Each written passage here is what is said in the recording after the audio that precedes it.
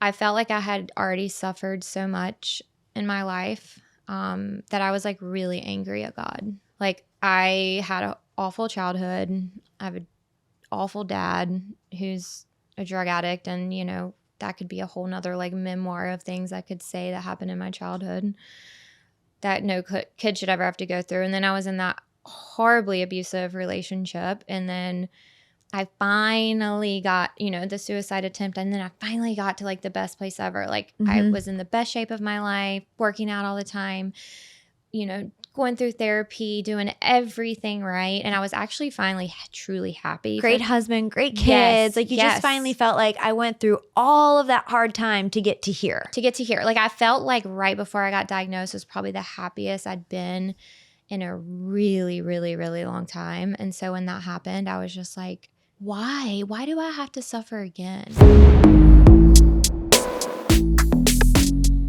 Today, I am honored to have Katy Harrell on. You might know her from her huge Instagram following where she shares all of her favorite fashion and motherhood moments.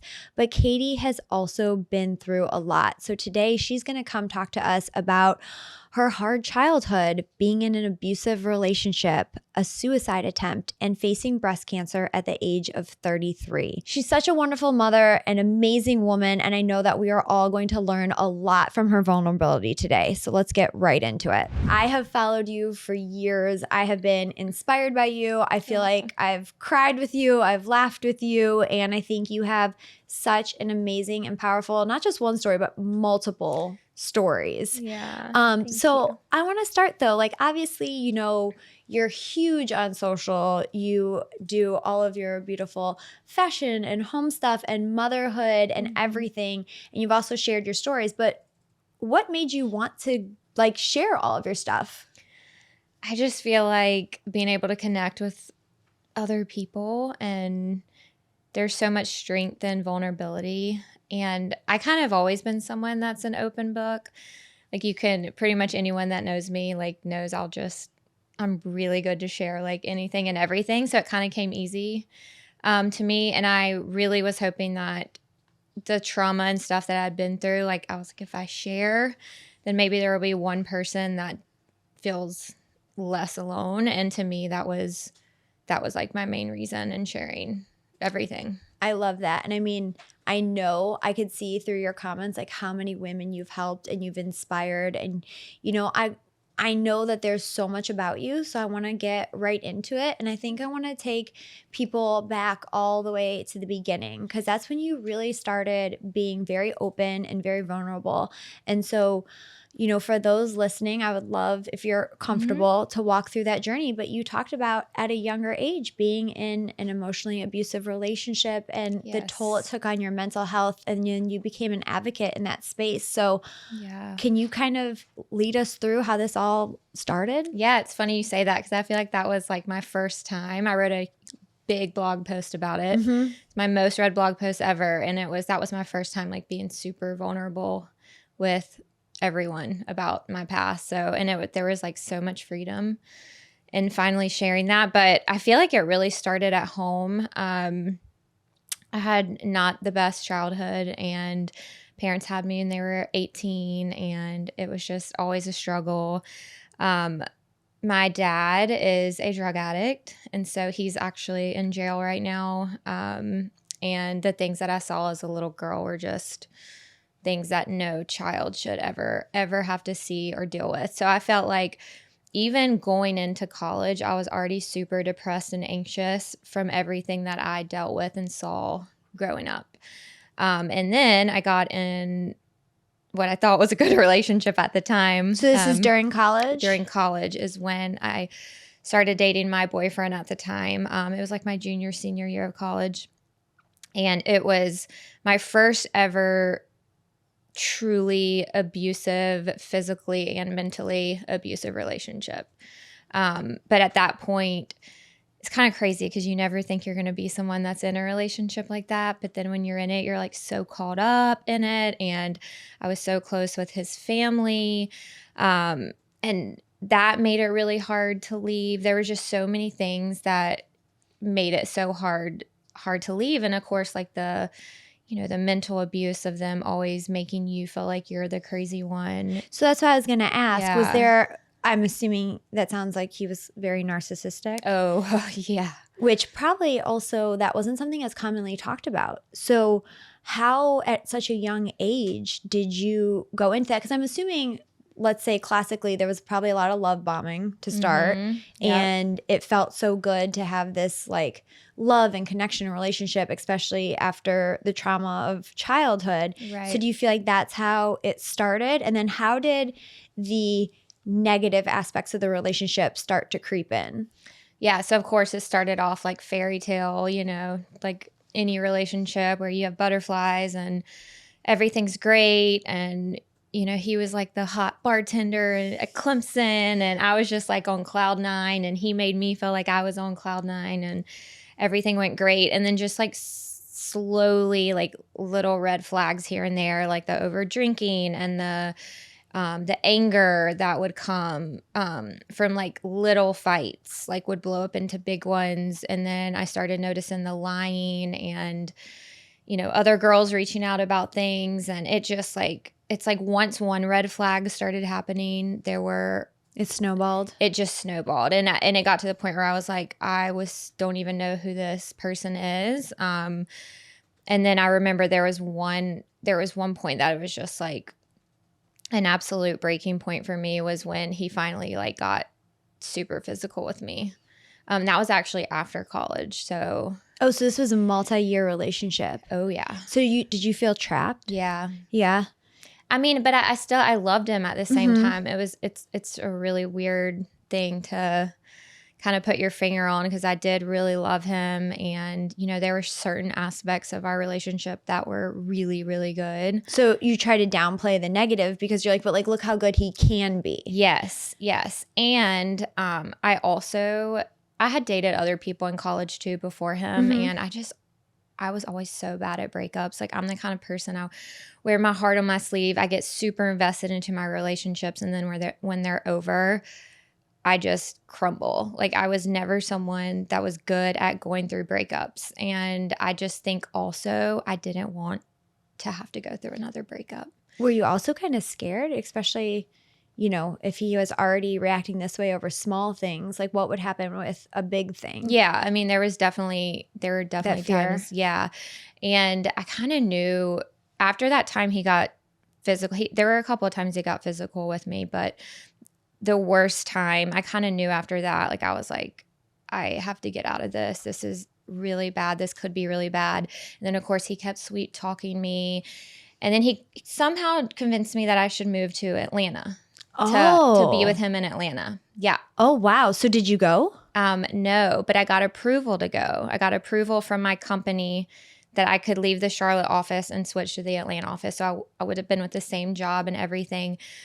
And it was the weirdest thing. It's like once I finally got that approval, I was having nightmares like every night, imagining myself being like a battered wife or girlfriend on the side of the road, like him. I was having nightmares of him like beating me to death. Like, oh my gosh. Yeah, like great. Like I just knew. Like once I finally got the word, like, okay, I can go be with him. I knew there was no way. It was like your body was physically reacting to the thought of being back with him. Yes. And I was like, I couldn't eat. Like I just knew, like I can't. And I was very, very, very nervous to tell him. And finally when I did, of course, like all the narcissistic things start coming out. Like he starts begging and pleading and saying all the things he should have said and done, and he gets his family involved, and then they start calling me, please give him another chance. And so he did not make it easy.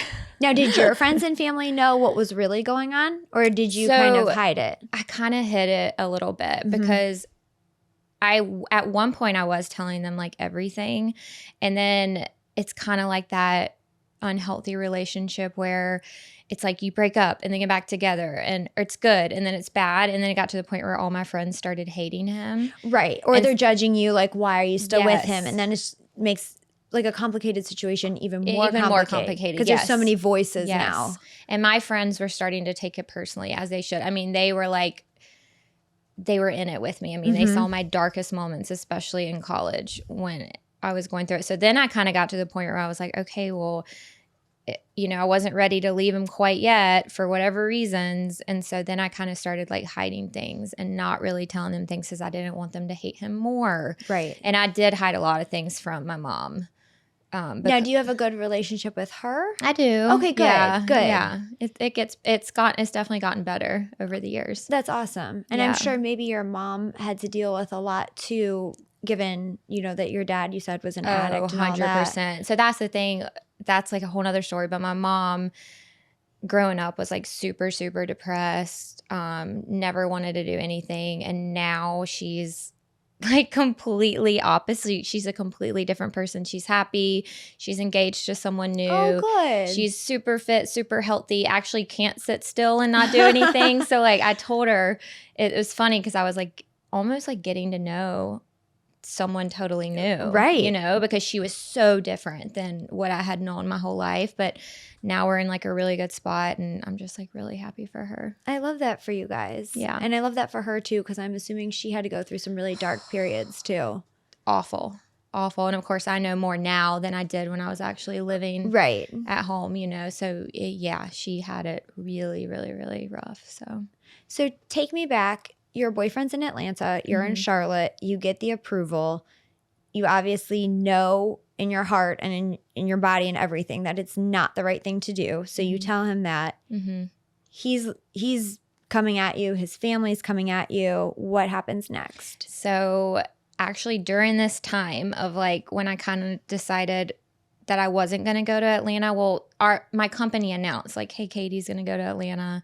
And then that's when like all the nightmares started happening. I started getting like feeling physically ill. And that's when I kind of knew like in the back of my head, I was like, I can't do this. Like if this was the right move for me, I wouldn't feel this way. 1,000%.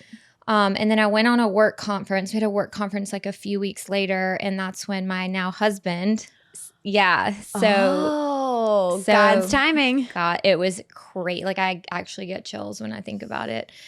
He is the best guy I've ever met in my entire life. And we were just friends. He worked at the same company as me. We were totally just friends.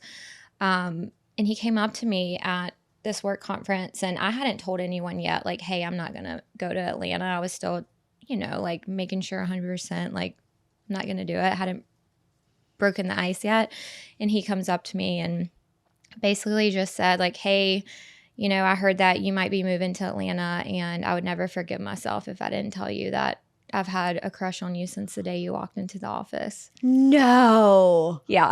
Oh my gosh, I love that. Yeah. So did you instantly feel something? Oh, I instantly had like a million butterflies. And so you knew? I knew. Yeah. It was like the weirdest thing. It was almost like God had to put him in my life for me to like actually walk away from this horrible abusive relationship. I was going to say, do you think if he hadn't walked in your life at that moment, you might have went to Atlanta? I think I still wouldn't have. Well, that's good. I really don't think I would have because I knew, I just like, it didn't feel right.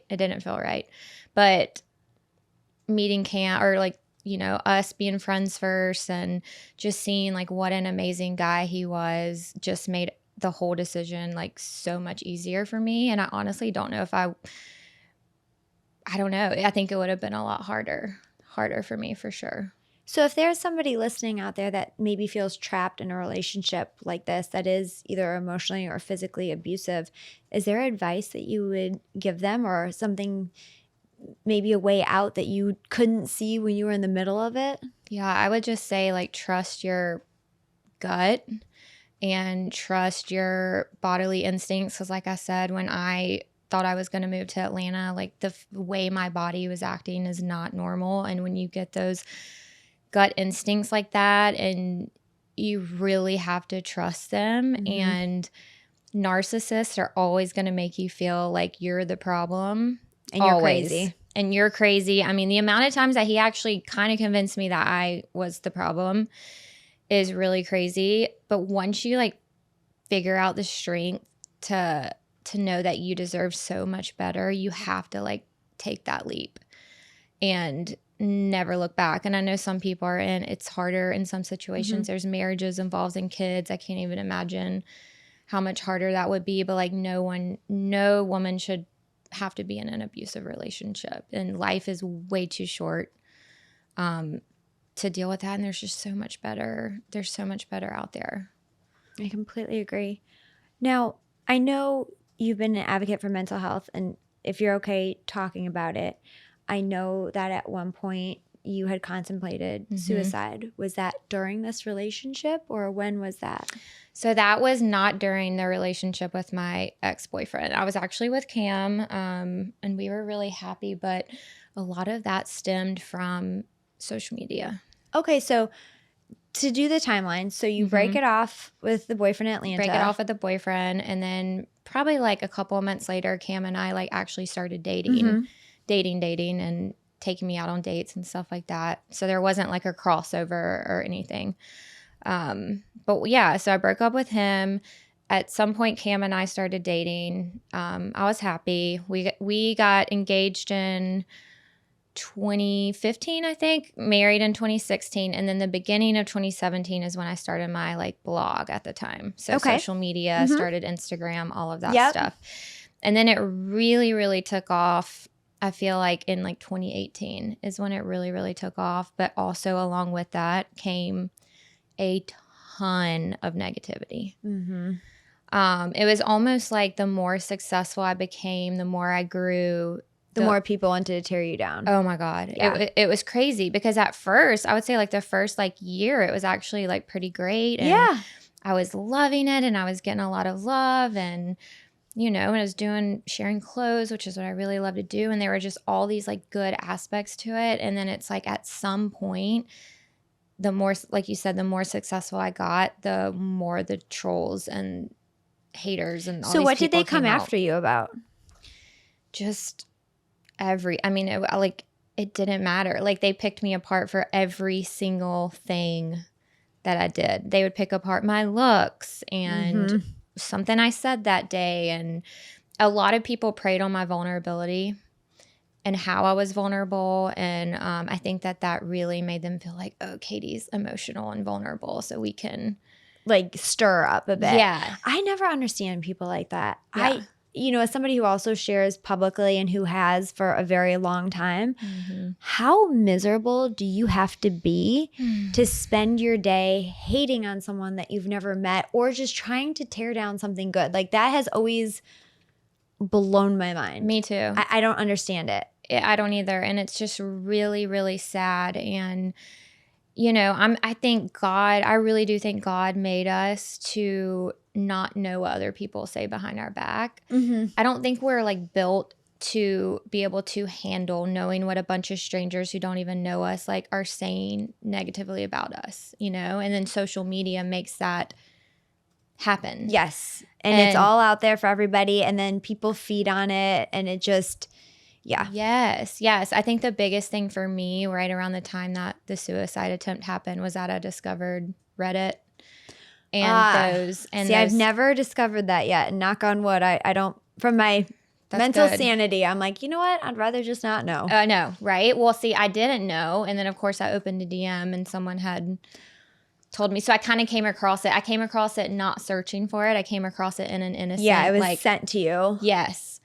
And that's what really, really, really set me over the edge. I mean, I cried for weeks and weeks and couldn't get out of bed. I couldn't work. I was like second guessing everything. I was like, should I even be doing this? Like if, you know, all I'm trying to do is like share clothes and fashion and a little of my life and be vulnerable with things. And just connect with other women. Just connect with other women. Like, why am I getting so much hate over literally nothing? Yeah, like I never understood that. And like, I love social.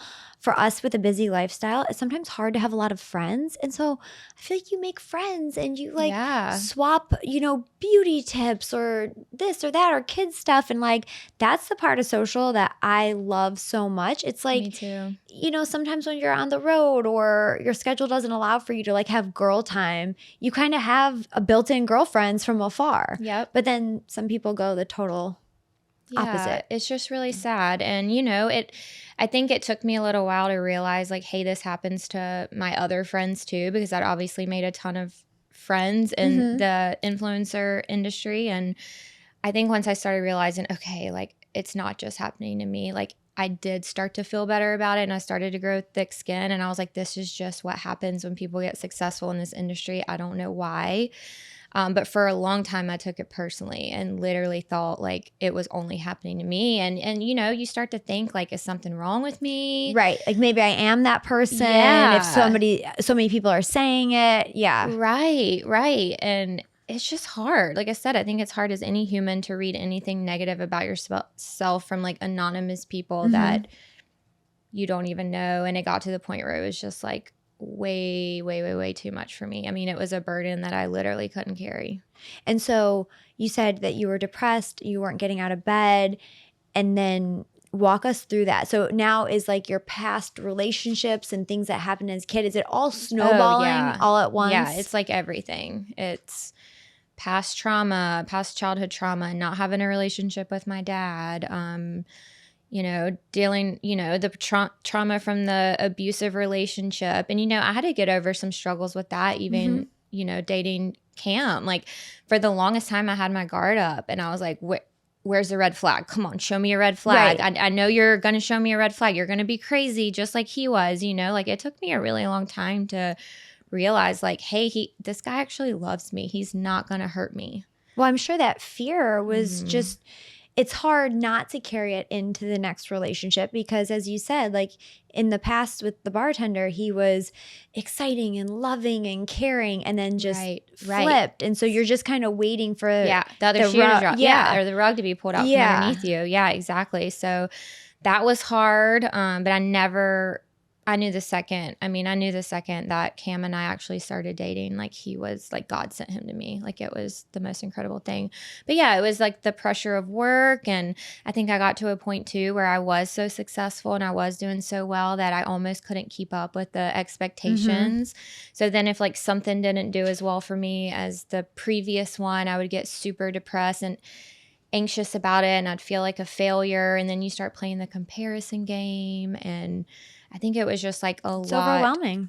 Very, very, very overwhelming. I started to feel like I wasn't like good enough and started to self-doubt myself and letting these people that were saying these things get into my own head and causing insecurity. So it was just a really, really hard time. And that was also when I was traveling a lot for work. And I think the tiredness and stress of traveling so much will start to really add up. So it was just a very, very emotionally vulnerable time. And, you know, I did have a suicide attempt and thank God, you know, Cam found me when he did and rushed me to the hospital. My mom was there. And can I ask what happened? Yeah. Like how did you finally get to that point? I just got to the point where I was like, I can't do this anymore. And I'd struggled with depression and anxiety essentially my whole life because of my childhood. So that wasn't also going for me. You know, I've had really dark times before where I've had thoughts of suicide and stuff, but this was the only time I actually have ever really taken action. And so Cam found you? Yeah, he found me. Thank God he was home. Yeah, thank God. He found me, rushed me to the hospital, called my mom. My mom rushed from Spartanburg, South Carolina, got there as quick as she could, and they ended up being able to like save me. And I stayed there for a few days, like under psychiatric care type of thing, you know, making sure I was okay. They don't just like let you leave the hospital after things like that. Then that's when I got plugged in with like a psychiatrist and therapist. And so when Cam found you, were you conscious? No. So when you woke up in the hospital, what was your first thought? Relief that, I don't know, just the fact that I had woken up, I almost felt like I was given a second chance. And the fact that I knew that I had someone in my life that cared that much to save me made me feel like, okay, maybe there is something worth living for. It was almost like, as sad as it is, and obviously like it could have gone the complete opposite way, it was the like wake up call that I needed to be like, okay, wow, like I really, really, I do have a lot to live for. I have this man right here who loves me more than anything, my mom who loves me more than anything. And if anything, if no one else in the world loves me, they do, you know? And it just was the wake up call I needed to like really get the help I needed. So This is so powerful. Like, I just want to say thank you so much for sharing this, because I guarantee there's people out there listening that have had these feelings, have had these thoughts. And I think, you're right. There are people out there that love you. There's help out there for you, and thank you so much for being so vulnerable. And this was such a big reason why I wanted to talk to you today, because you don't hide the messy parts of life. And I know what you've been through is hard, and I know people were mean, and heck, people still might be mean, but like, God uses you and gives you a platform and puts you through hard things. And I always say, like, I have a Bible verse on me, and it's basically like everything that's given to you in your life, either good or bad, it's still brought to you by God, because like he sees the puzzle from above, so he knows it. You know what I mean? Even though we can't figure out why at the time, but like, it's so obvious to me following you that like you were meant to be like that beacon of hope and light for other women, so I love that. Thank you so much for sharing that. Yeah, thank you. So you and Cam, so that's 2017. So then you are getting help, you're talking with people, your marriage is going well. Then you have your first child in 2019. I get pregnant in 2019 and then give birth to her in 2020. And that was Harper, just right? Harper. Yes. Yeah. And that, like, getting pregnant was just a really big joy for me too.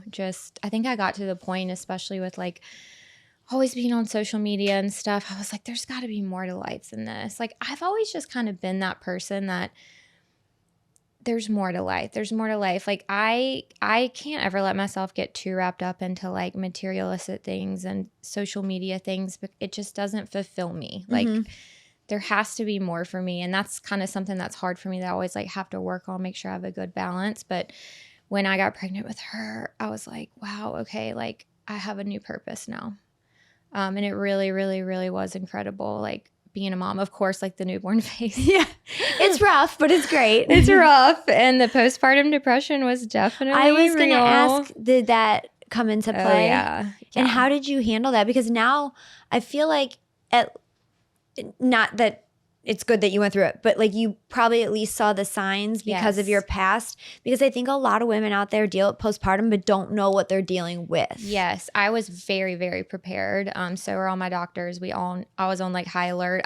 I'd been on Zoloft ever since the suicide attempt. And so one of the reasons like they chose that, they asked me like, are you and your husband planning on having kids? And I was like, yeah.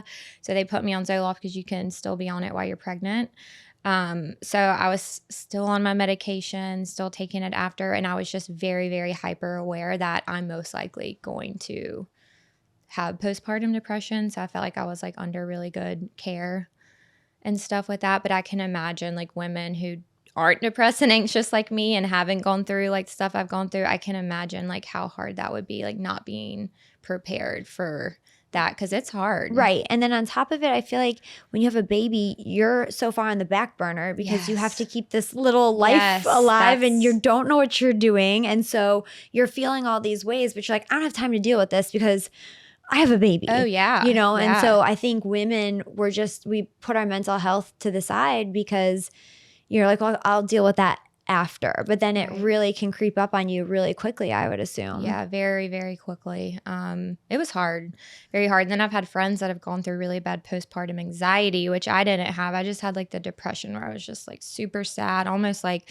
the moments of like, what have I done type of thing, where I've had friends that were so anxious, like they couldn't leave the house and they wanted to carpet their hardwood floor, their entire house, because they thought they were going to like slip and the baby would fall, like things like that. Like I never really dealt with like those types of irrational fears, but I was just really depressed. I'm making this face because I didn't even realize it. So I didn't have postpartum, but after my miscarriage, I had extreme anxiety about leaving my son Braxton. So much to the point, like for example, it was like Kyle and I never went anywhere without him because I just really struggled. If he wasn't in my sight, I really struggled. And there was one day that Kyle and I had to go to an appearance together. And so we had a sitter and I had like very strict instructions. You have to text me when you leave the house and text me the second you get to the parking lot, because I had mapped out like the minutes, give or take traffic. Yeah. And she didn't. And then time and time and time went by. And I will never forget being on that plane and like couldn't breathe, hysterically crying, and finally like got a hold of my dad and made him drive to the play place and send me a picture of him. Like, wow. I need proof of life right now. Yeah. And it was like debilitating. Yeah, it is very debilitating. Like, I wonder, granted, I, obviously didn't carry that pregnancy, but I wonder if that was still like the hormones and all that, because it was for quite a bit there really hard for me to really function. Like, I couldn't let him go play with other people. I just wanted to wrap him in a big bubble, and I struggled to give him a normal life for a little bit there from my anxiety, Right. But I wonder if that was that. Yeah, I bet so. It's a very real thing. I feel like it happens to so many. I think it's just like having a new child, a new baby. Like, you can feel like that. You just want to protect it at all costs. Is there anything for people who are, might have just had a child or who are pregnant and worried about this? Are there any signs that maybe you're like, hey, if you're experiencing this or if you're feeling this, like, what would you do? Yeah, I mean, I think like kind of the irrational fears, of, obviously like there's anxiety that comes with having a new baby, but like when it's the fears are like overtaking your life or like having a negative effect on your quality of life, I feel like those are definitely signs, especially irrational things that don't totally make sense. And then just the depression part, like I, feeling like your life is over, you made a mistake, or what have you done, or feeling like you can't get out of bed, or feeling like you're not bonding with your baby. Like, I feel like those are all like normal, common signs of postpartum anxiety and depression. And I think the quicker you can like realize that those are happening, the better help you can get. But there is so much help out there. So women definitely should not have to. Should they go to their OBGYN? Yeah. Okay. I think go to your OB first. Mine was like totally prepared for me, obviously, to go through it, and I did. But yeah, and then they can get you like further help, whether it's psychiatry or therapy or anything. But I think getting help and like talking to a professional who can really help you with those emotions and really make you feel not crazy, because I think that's the hardest part about it, is you feel like something's wrong with me. Like, why do I feel like this? So I think getting help and recognizing those signs as soon as you can is like the best outcome. I also think too, and I love that you've already mentioned it, there's no shame in taking medication. Mm-mm. And I think, I will be honest, I've never really admitted this out loud, but when I started losing my hair about 3 years ago, I went on antidepressants for a little bit because I just was really struggling. Like, I cried every day. I was embarrassed to leave the house. I talked about it in a past episode. I was afraid my husband was going to leave me because he was going to be like, you're bald, like that's not attractive, and he wasn't going to, but you make up all these scenarios in your head, right? Yeah. And so I think it's very real, and whether, I'm not on it now, I needed it for a period of time, but whether you stay on it for a period of time, if you stay on it for as long as you need, like, I think just being okay with doing that. I sometimes feel like there's like this stigma around it of like, oh, you couldn't handle it yourself. Because like when I started taking it, I was like almost at first disappointed in myself, because I was like, I'm stronger than this. Like, I have a psychology background. Like, I should be able to like, pump myself up. And I just was so like it emotional, sad. Yeah. I mean, you get to a point, and I've been there plenty of times where you just need that extra help, and there is nothing wrong with that. There have been times where me being on antidepressants has truly like saved my life in those moments. And I strongly believe that anyone who thinks that they need to go on something, like you said, whether it's for a small period of time or just however long you need to, like, there should be no shame in that whatsoever. I mean, life is hard, especially these days. Everything is so fast paced. We're seeing chronic health issues left and right in everyone, in young people, fertility issues. And it's like everyone knows someone that has cancer, going through fertility issues, or sick with some other kind of chronic illness. And life doesn't slow down. We're all still working. We're all still taking care of our family. Like, it's hard. And we live in a different time, like Yes. than our grandparents and great grandparents almost did. It's too very much different. information. Yeah, I agree. Like, I don't think our brains were meant to have this much information, you know? I agree. Like, I think there was always a lot of stuff, maybe negative, happening in the world, but you didn't know about all of it. Yeah. Where now it's just like, I protect my peace, and like, I stopped like doom scrolling and doing a lot of stuff and like replacing it with like, okay, a Bible study, or you know what? Put that phone down, take my kids out to the garden, like go for a walk with my husband, like just like disconnect, because I think that kind of fuels our anxiety and just all the negativity that comes with that. 100%. I totally agree. It is kind of like I said, how I feel like God, we're not meant to like know when complete strangers who don't know us are talking bad about us. I feel like it's the same way. Like, we're not supposed to know all of this information at all times, and social media has made that a reality. Right. And you do have to protect your peace at all costs, and however you figure out to do that. But I agree with you there. 1000%. Let's be honest, some of my best stories start with, so I had a drink, and spiral from there. Which is exactly why Big Rack Spirits feels like the unofficial sponsor of every unfiltered moment on this podcast. Whether it's the East Coast Cooler, Trailblazing Tangerine, or Rosie's Pink Lemonade, they make flavored vodka that goes down easier than your latest situationship. It's all natural, super smooth, and honestly, dangerous in the best way. No fake flavors, no mixers needed. Just pour, sip, and overshare. And maybe cry, obnoxiously laugh, definitely regret saying it all out loud. But hey, at least it was entertaining. Oh, and they're not just out here making delicious chaos in a bottle. Big Rack gives back too. Military charities, breast cancer foundations, real impact with every pour. So if you're gonna tell on yourself, you might as well do it with a drink that's worth it. Must be 21 or older, please drink responsibly. Since you already segued into it, talking about kind of all the illnesses and everything going on.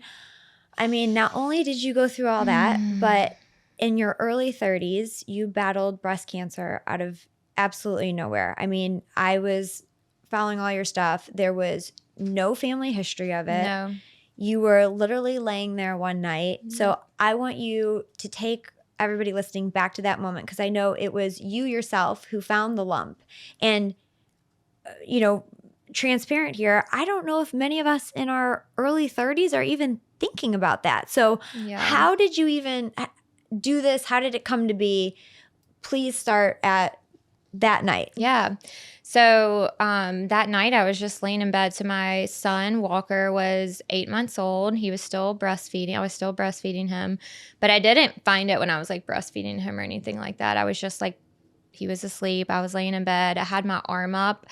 I sleep with my arm up a lot, so nothing new here. But I had like a little scratch, and not like a weird, just like a scratch. Like maybe from him or something? No, he was asleep in his crib at this point. It was just a scratch. You had an itch. Yeah, an itch. Sorry, an itch. I thought maybe you had a scratch here from like when he was breastfeeding. Gotcha. Okay, no, so you had an itch. An itch. I had a random itch.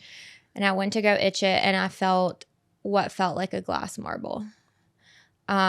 I'd never felt anything like it before. And like you said, I wasn't doing myself breast exams by any means, but I'd never felt anything like that. It was so hard. It truly felt like glass.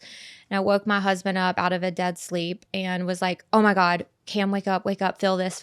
And he felt it. And you could see his eyes kind of, and I was like, what, do you think it's cancer? And he was like, no, I'm sure it's fine. You're still like breastfeeding Walker. I'm sure it's nothing. And I was like, no, I have to go get it checked out tomorrow.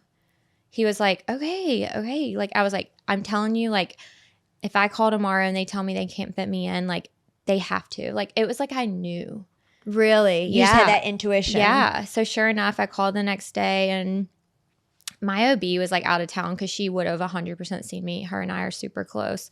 I think she was like on vacation, and they were trying to say the next doctor I could get into at that facility wasn't going to be for another 2 weeks. I was like, I'll go anywhere. I'll drive anywhere. Yeah, you're like, just see me right now, please. I have to be seen today. And so and how big was it? Was it marble size? Like, I'm just trying to envision this. Yeah, I can't even remember how big my actual tumor was. I'd have to look. But yeah, like, I feel like it was like the size of a marble, like a little marble. But I went and saw, they sent me to this midwife at this random OB place. And I don't even remember where it was. It was far though. And I got there and I remember her just feeling it. And she was like, yeah, you need to go get, we definitely need to get you in for a mammogram. And I was like, do you think this is cancer? And she was like, I mean, it could not be, but it could be. So like, we need to get it checked out. And then they tried to say again, like another month or 2 for the mammogram. And I was like, absolutely not. And basically, why would they even wait that long? That's what drives me crazy. You're like, there's an issue. Let's go.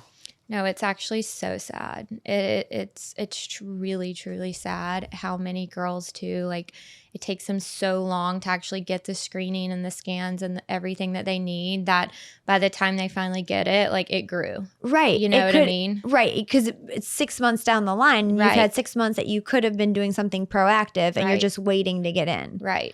So I just like told my husband, I was like, I'm just going to be the squeaky wheel. I'm going to call like every single couple of hours. Mm-hmm. Until they get so sick of me calling that they're going to be like, okay, we can get you in. And that's exactly what happened. I think I called like 6 times that day. And finally they got me in. And I think it was like 2 days later, I finally went and got my mammogram. Now, if I remember the timeline correctly, you got your mammogram and then you were going to like Aruba, or is that a different time? Yes. Okay.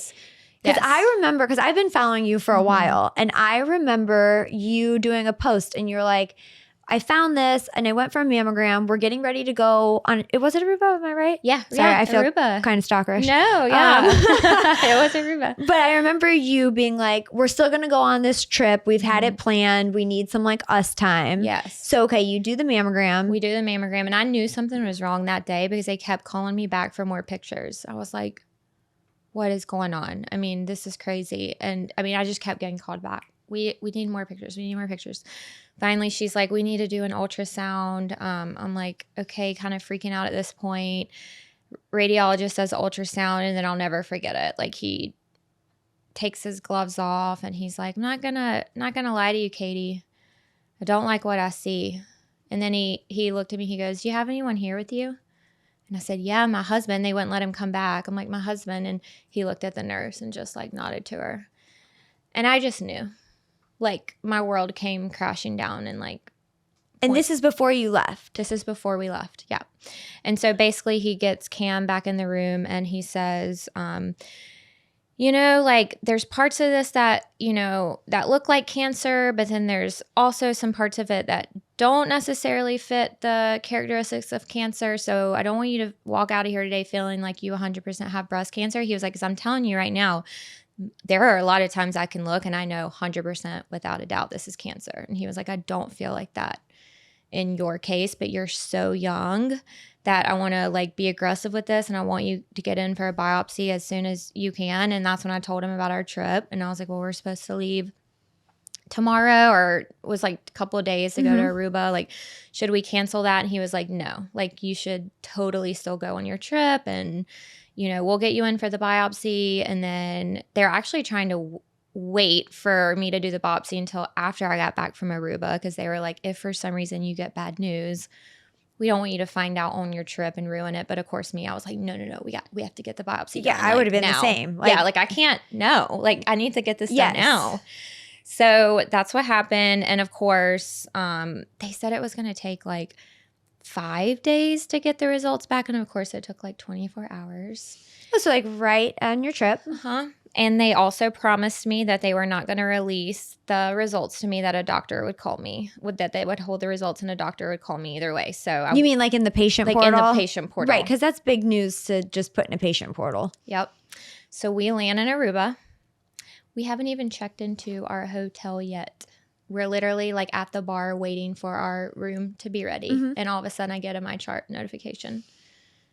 And I just like my heart stopped and I was like, Cam, oh my God, I think the results just came through from the biopsy. Will you look at it? And he signs it and looks at it and I'm like, is it cancer? Is it cancer? Is it cancer? And he's like, I don't know. Like, no. Well, you can't really read half those things anyways. Yeah. So I just grabbed the phone from him and all I see is invasive ductal carcinoma grade 3. And I Google it. And I literally was like, I'm going to die.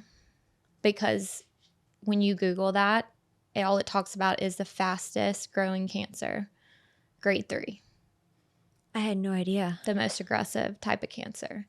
And so my world, like I can't even put it into words, like how my world just stopped in that second. Like everything slowed down.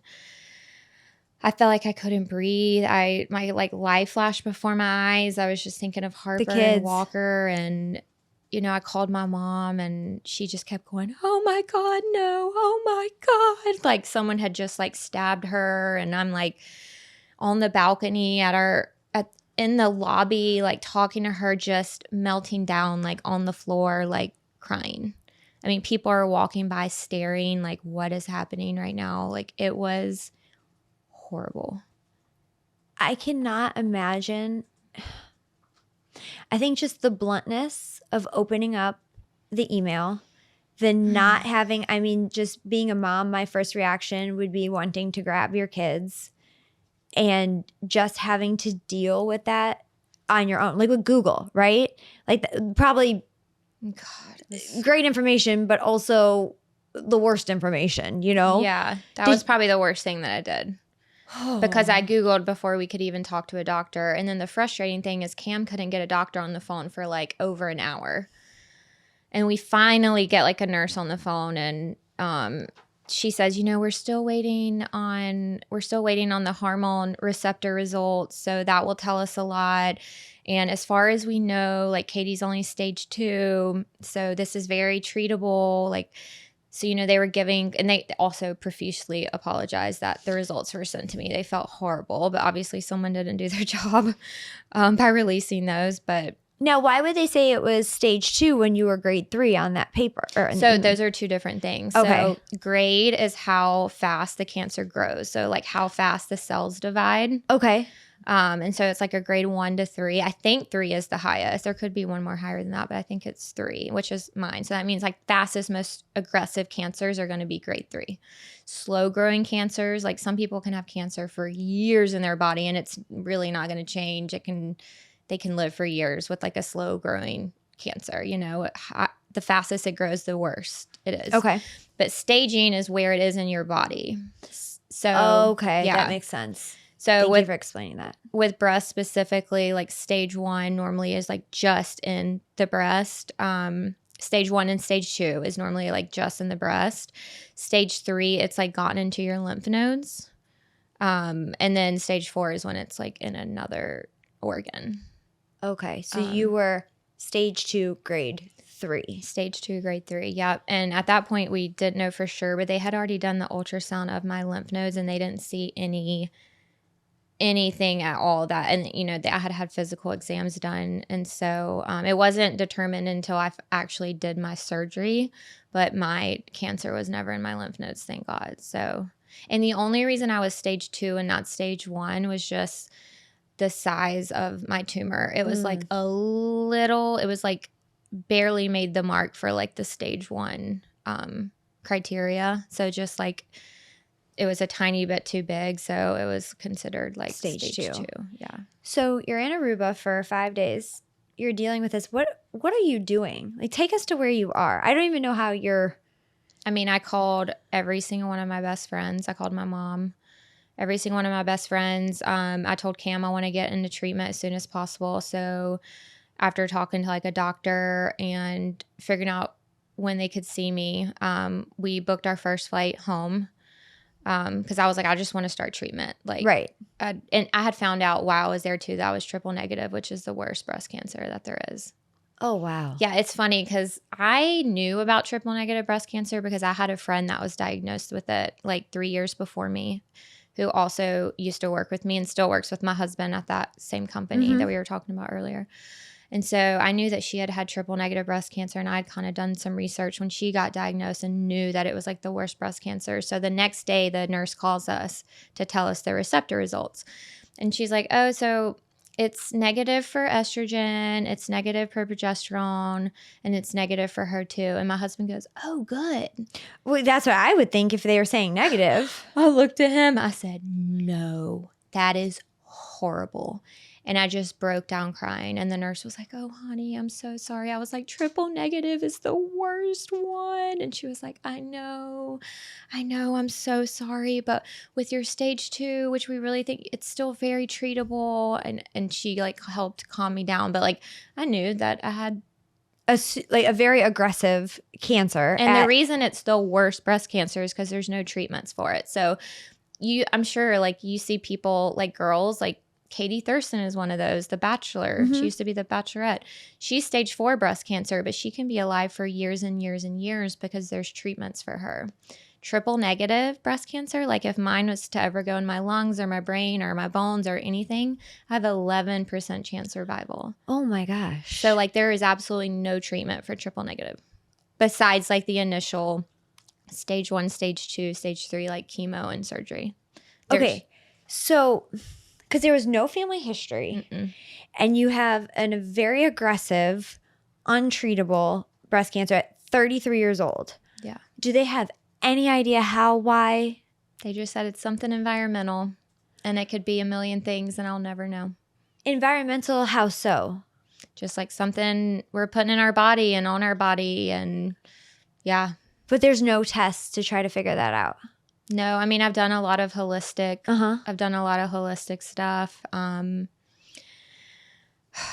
That's another thing that caused a lot of anxiety was once I got diagnosed, like me trying to figure out like how it happened, and the root cause of it and all this stuff. So I do feel like I've gotten some guidance. I've found out a lot about my body since seeing a holistic doctor, and I've made like a lot of changes. Like I live a very clean, non-toxic lifestyle now. I try to really lessen my like toxic load because, you know, my doctor also said it could be a combination of a lot of things. Like it could be a combination of alcohol, it could be in our horribly processed food and the stuff we're cleaning our house with. Like it could be a combination of like everything. And then pregnancy too. Like she said there is something to do. She said a lot of women my age find their tumors either while pregnant or while breastfeeding. That's interesting. So she said there's definitely has to be some kind of correlation there. So she was like, your hormones, like after you had Walker, like definitely there's some kind of something. It's just so hard though when they're like, okay, we know it's something, but we don't know what. So you can't fix it. That was the hardest thing for me, and it still is to this day. Oh, I'm sure. Because you're like, I want to eliminate that. I want to,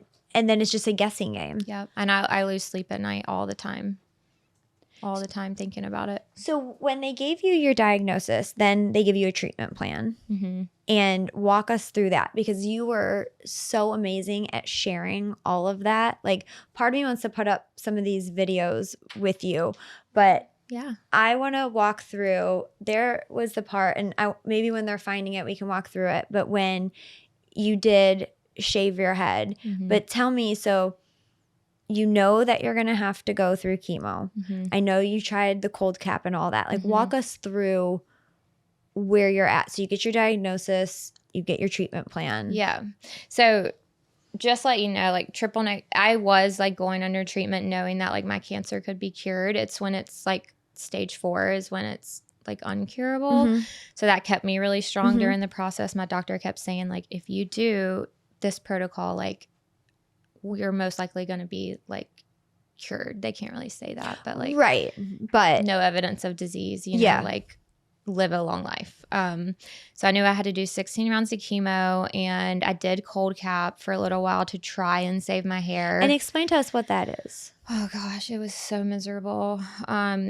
It's this literally dry ice helmet on your head, and you have to switch it out every 20 minutes because it loses its coldness. So How long do you have that on? You have it on, so you have to do it like, I can't remember, it was like an hour or two before chemo started, during the entire chemo session, and then I think it was like 5 to 6 hours after chemo ended. Wow. So it was on my head all day long, and when I tell you this thing is so heavy, and imagine you're going through chemotherapy, you're getting so much Benadryl, all of this medicine that's making you so tired, and you can't even rest because you have to have someone change out your helmet every 20 minutes. Every 20 minutes. So the second I would like start to even fall asleep, I'd be woken up again. Oh, so and you probably feel really awful. God, it was awful. Like I'd get chills just like thinking about it. It made chemo which is already the hardest thing I've ever done in my entire life, it made chemo a million bazillion times harder. And I think like if I didn't have kids, I would have been able to possibly do it better. But when I got home from chemo, I wanted to like Be with your babies. Be with my babies and like cuddle them and be with them. And I couldn't because of that home. Like it just kept having to get changed, and there had to be someone at our house. Like I had to have a worker there at our house to like do it for me, to change it out, because Cam didn't know how to do it. Oh, wow. Yeah. So you had to like hire someone to do it. And it was like insanely expensive. Insurance doesn't cover it at all. And I did it for like 6 rounds, which you might not know this, but most breast cancers other than triple negative, they only have to go through 4 And you had 16? to maybe 6 rounds of chemo. That's it.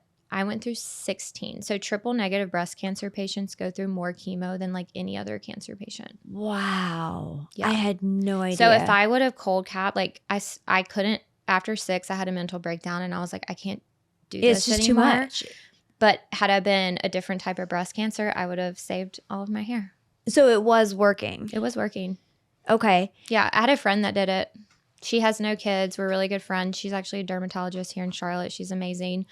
But she just like couldn't imagine losing her hair. So even though it was just as hard for her as it was for me, but she had her whole family behind her. So her mom, her sister, everyone learned how to do the cold caps and like did it for her. So she kind of had a little bit of a different situation, but she like her hair thinned out a lot, but she kept it. She kept it. She never looked as sick as I did because she was never completely bald. Well, and you had 10 more rounds. Yeah. I can't imagine. I know. Well, did you just feel like horrendous after each round? And so how long? So 16 rounds is how many months? That was 6 months.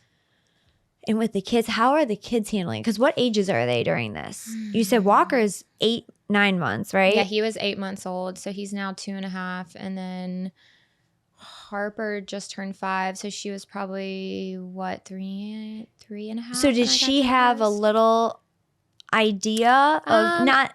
A little bit, yeah. I mean, she knew mommy. We told her, like, mommy has cancer and mommy's sick right now, and the medicine mommy's taking is going to make her hair fall out. So she, like, I didn't want to, like, lie to her about what was going on, but we didn't, like, say anything to, like, scare her, right? Like, was it jarring for her? Because I know this is not a comparison whatsoever, so please don't think I'm making a direct comparison. Yeah. But like when my hair is falling out and Brexton, my son, sees it, he gets really upset. Like, was it jarring for her to see you one day with hair and then one day, you know, it's coming out and you're tired and stuff like that? Did she pick up on that part? I'm sure she did a little bit, but I feel like she almost was at a kind of a good age because she was still so young that she didn't really know what was going on. But yeah, she was actually really sweet. Like, I know it had to have been traumatic for her, and I know, you know, she definitely is still dealing with stuff from it, like 100%. But she would tell me all the time how beautiful I was. I mean, I would just bawl my eye. Like, she'd be like, Mommy, I know you don't have hair, but you're so beautiful. Oh, kids are the sweetest.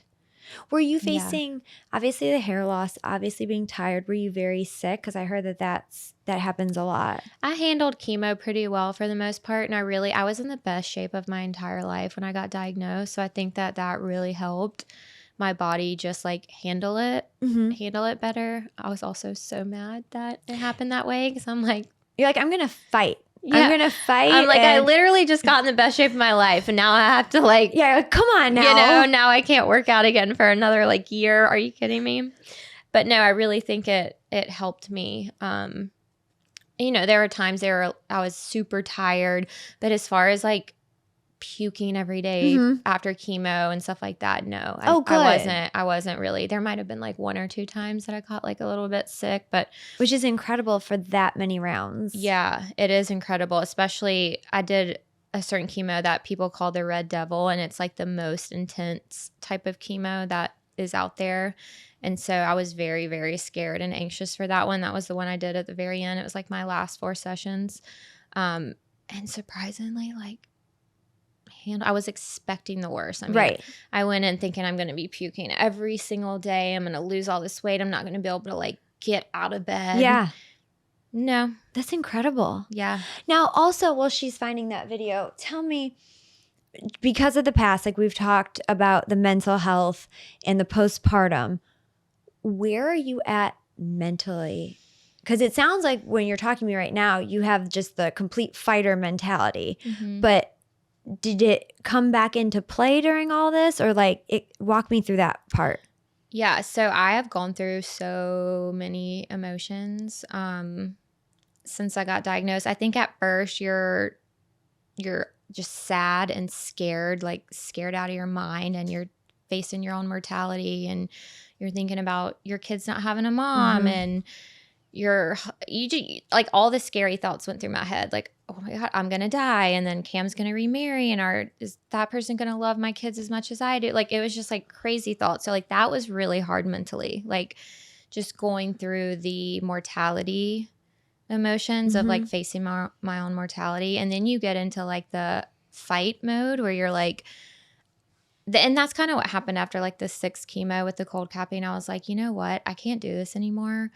I'm mentally exhausted from it. It's making me dread chemo. It's making it so much harder for me.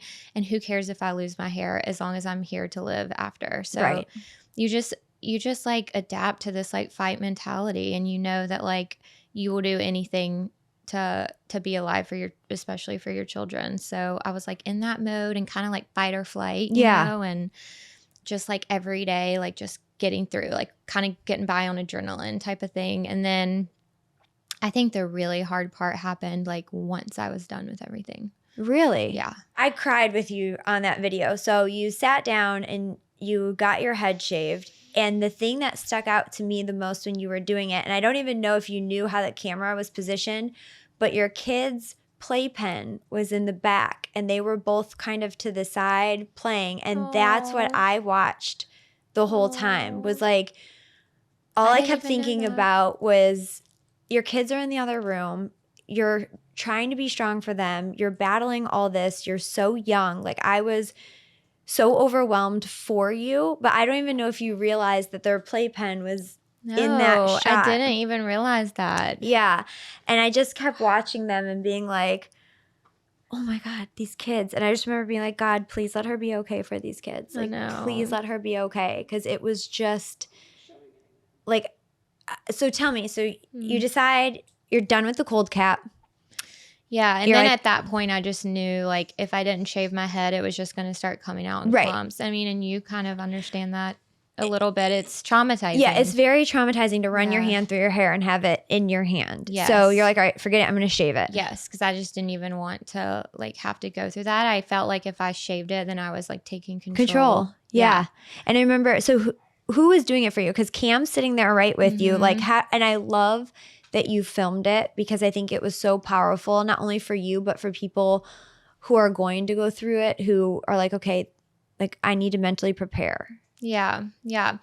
It was like obviously a really hard decision. We had one of my best friends, Madeline. It was actually her hairdresser, and she had told Madeline, like, if Katy needs anything during this process at all, like, I will come to her house. Like, I'll do anything like that she needs. And so we knew, like, to call her, and she was there. And yeah, I just felt like I was taking control of a really situation. And I had a couple of friends there, and obviously my husband was there. My uncle was there. He shaved his head too. Kids were there.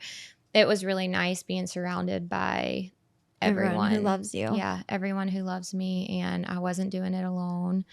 And it was so hard. Oh my God, that first swipe through. So I was going to ask, what are you thinking? Like, take me back. You're sitting there. I could see, like, your shoulders were, like, visibly tense. What are you thinking the first swipe? Just like, wow, like, this is real. Like, I'm losing my hair. Like, this is real. And just, you know, I feel like you try to cold cap, because a lot of girls want to cold cap, and a lot of people, because they don't want to look like a sick cancer patient. You know, they don't want to have to deal with that awful, you know, just feeling like looking, like, you already feel awful on the inside and then looking the same on the outside. And so it was just a very, very sad moment, knowing that, okay, like, once this is done, I'm going to officially look like a cancer patient. How did Cam handle it with you? Because he looked like your rock through the whole thing. He was great. Yeah. Like, I remember he just was holding your hand, and just there every step of the way. Yeah, he was absolutely amazing. And I kind of felt like you did a little bit where I was like, is he going to leave me? Like, here I am. I'm losing my breast. I'm losing my hair. I'm sick. You know, like he could easily, like, this isn't supposed to happen to a 33-year-old. He could easily go find someone else and be with someone who's not going through this. And, you know, I had all those like awful thoughts go through my head that he's going to leave me and all this stuff. And of course he didn't. He was there. I mean, you could tell in the video, like you could tell he's by your side. And then I do want to talk before we get to, you know, when you were done with all your treatments, but when did they do the surgery? So the surgery was after chemo. I think I had to wait like, I want to say 4 weeks after chemo. So I finished chemo in March, and then I had my surgery like end of April, I think. Everything, and that was such a crazy year. Everything gets like blurred together, but I don't blame you. Whew. Okay, so you did get to ring the bell before that. Yes, I rang the bell. The video with you and Cam and ringing the bell, like that was, oh my gosh. Like I think everybody cried with you. Everybody like jumped for joy with you when you shared that. And I don't know, there's something about watching him in that video too. You could just tell like what a great husband he is. He was so in the trenches with you, and I just love that. Like you're ringing it, he's kind of like got your shoulders, and I was like, I love them. I don't know them yet, but I love them so much. Yeah, well, I mean, it was definitely an incredible moment, and man, did I fight for that moment. Large or small, ring the bell to share with them all. I've been waiting so long to read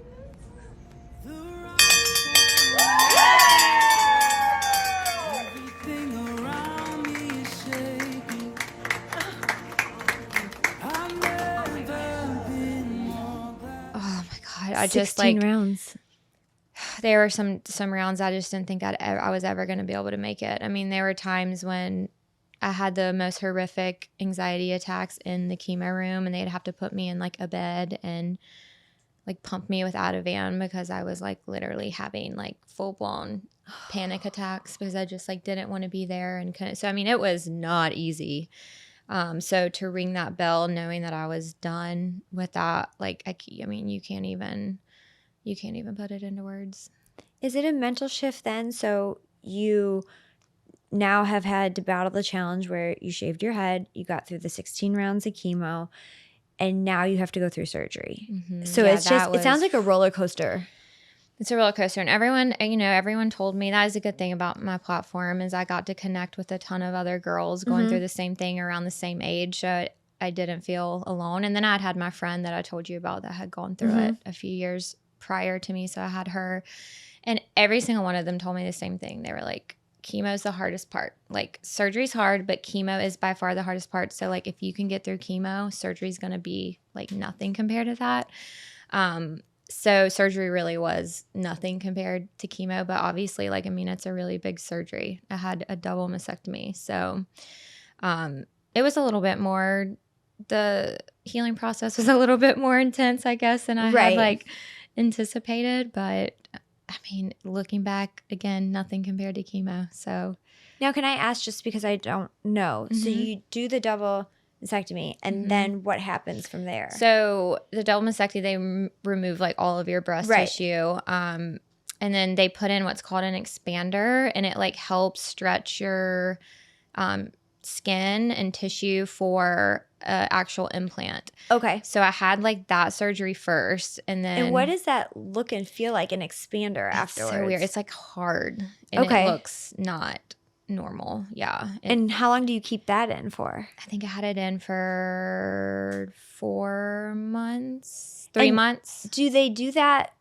just to make sure everything's good? Because like you wouldn't want to put an implant in right away. Yeah. Yeah, they do. They say they have to stretch. They really have to stretch the skin to like get the implant ready. And I'm sure there's like other reasons too.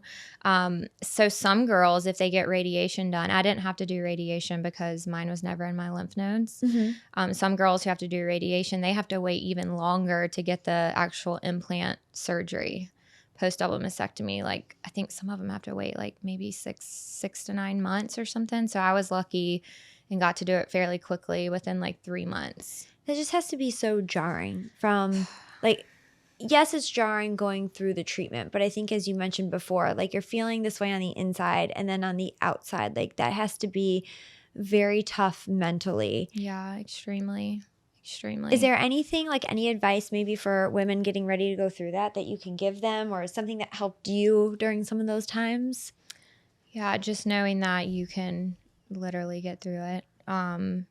Chemo is the hardest part, but you can get through it, and just lean on those around you. And the surgery part's going to be hard too, but it's nothing compared to the chemo process. And you really just have to keep your eye on the prize the entire time. Like that's what kept me going, was like knowing that my kids needed their mom, and my husband needed his wife. And I was so young, and just like power social media too, like reach out, find other women going through something similar to like help you lean on during those hard times. But even though it is the hardest thing these women will ever go through in their entire lives, like they can and will get through it. Stronger than you know. Yes. I do want to say, as we wrap up a little bit, this just was like placed on my heart. Is there a Bible verse that kept you going, or that you would want to share with somebody? Because I feel like you have a very strong faith, and that comes through a lot in your social and who you are. And I know that it was probably a big rock for you going through all this. So is there something that you're like, this is what helped me? I do. This has been when I am afraid, I will trust in you. That's what I would always say over and over again when I was a little girl. And I still say it. I said it all the time through everything. I still say it to this day because I'm still afraid.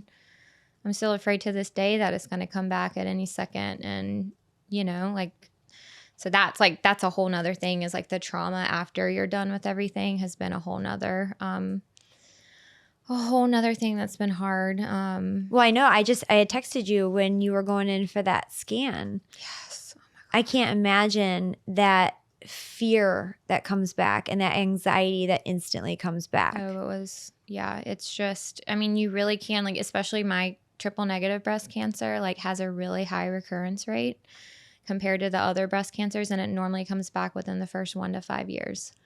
Oh. And most of the time when it comes back metastatically, meaning that that's when you only have that like 11% chance.